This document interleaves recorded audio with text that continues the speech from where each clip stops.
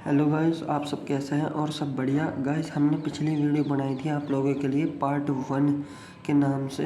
तो गाइस हमने जो है उस वीडियो में हमने यहाँ तक जो है कवर कर लिया था इस बुक का। ये जो है पूरा जो पेज है, मतलब दूसरा पेज नंबर है ये 14। तो गाइस अब हम इसके आगे से जो आपके लिए हम वीडियो बना रहे हैं हम। तो गाइस इसको ध्यान से समझिएगा और कुछ समझना है तो कमेंट करना मेरे को, मैं आपके डाउट्स पर क्लियर कर सकता हूँ और कोशिश हो सकेगी पूरी। तो गाइस शुरू करते हैं। मैं अक्सर नई सदी में आने वाली समस्याओं के बारे में सोचता हूँ। तब क्या होगा जब हमारे पास ऐसे करोड़ों लोग होंगे जिन्हें आर्थिक और चिकित्सकीय मदद की ज़रूरत होगी। धन संबंधी मदद के लिए या तो वे अपने परिवारों पर या फिर सरकार पर निर्भर होंगे। गाइस इसमें कह रहा है कि जो आगे जो अक्सर नई सदी में जो समस्या आएगी ना, जो आर्थिक चिकित्सा की जो मदद वगैरह पड़ेगी, धन से जो संबंधित जो मदद चाहिएगी, पारिवारिक या सरकार ऐसे ही कुछ। इसमें ये कह रहा है क्या होगा जब मेडिकेयर और सोशल सिक्योरिटी के पास का पैसा ख़त्म हो जाएगा। किस तरह कोई देश तरक्की कर पाएगा। ये कह रहा है सीधा मतलब है कि आगे जो सदी आएगी वो जो है मतलब पैसे वगैरह संबंधित चिकित्सा वगैरह खर्चा जो भी होता है, पारिवारिक समस्या जो वो आगे कैसे मतलब सरवाइव कर पाएंगे। अगर पैसे के बारे में पढ़ाई की जिम्मेदारी माता पिता के ऊपर छोड़ दी जाएगी, जिनमें से ज़्यादातर गरीब हैं या गरीब होंगे। चूँकि मेरे पास तो प्रभावशाली डैडी थे, इसलिए मैंने दोनों से ही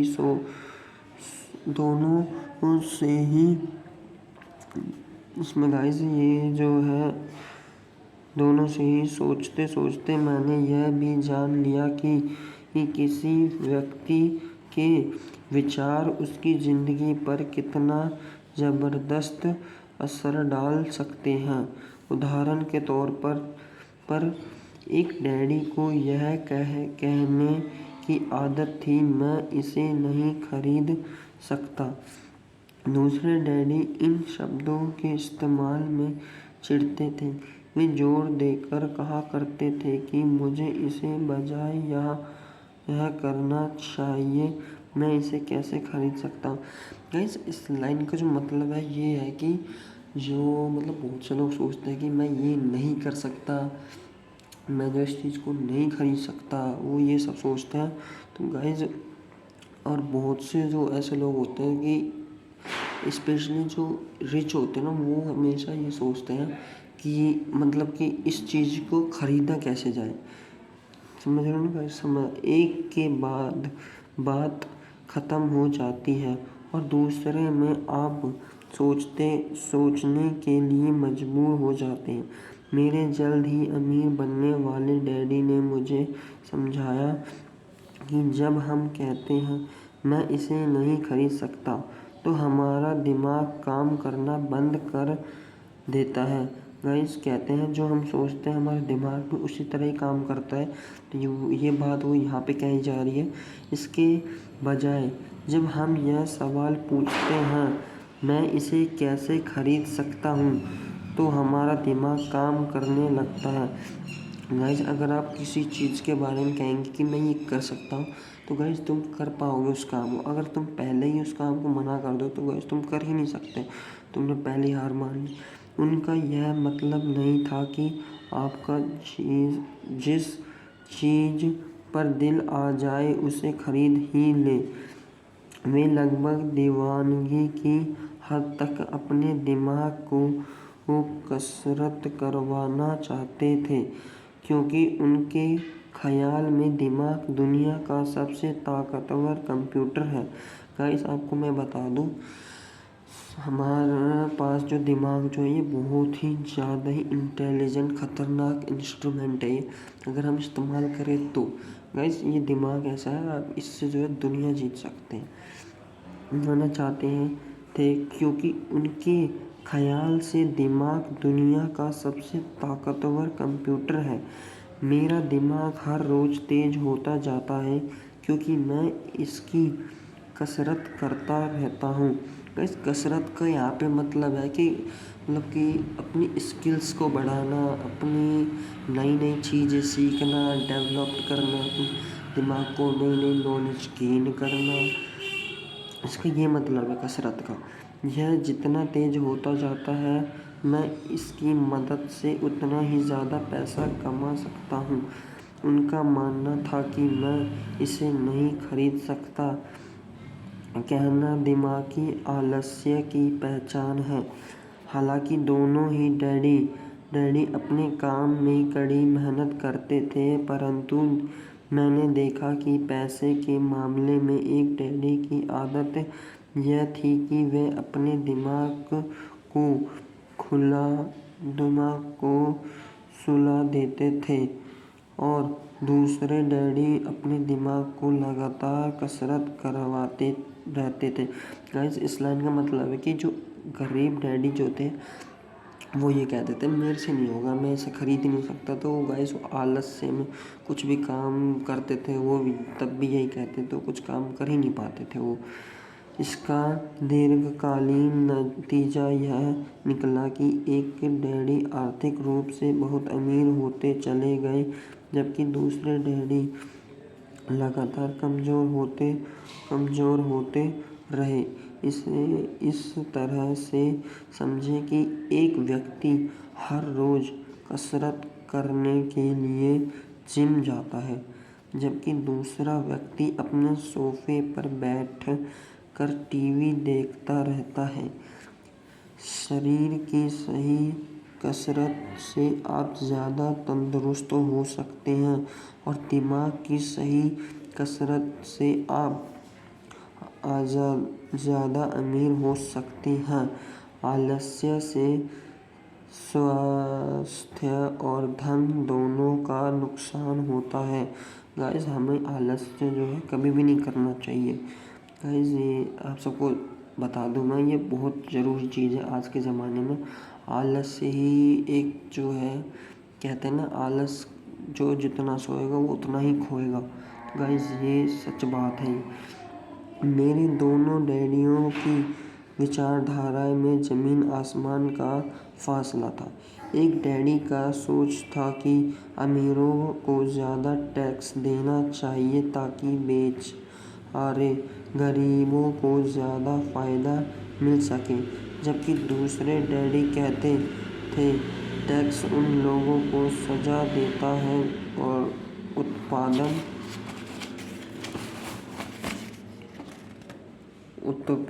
करते हैं और उन लोगों को इनाम देता है जो उत्पादन नहीं करते। एक डैडी सिखाते थे मेहनत से पढ़ो ताकि, कैसे गरीब डैडी थे,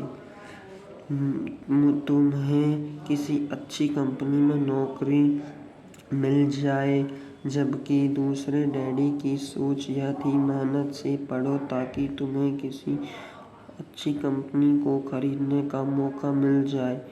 एक डैडी कहते थे मैं इसलिए अमीर नहीं हूँ क्योंकि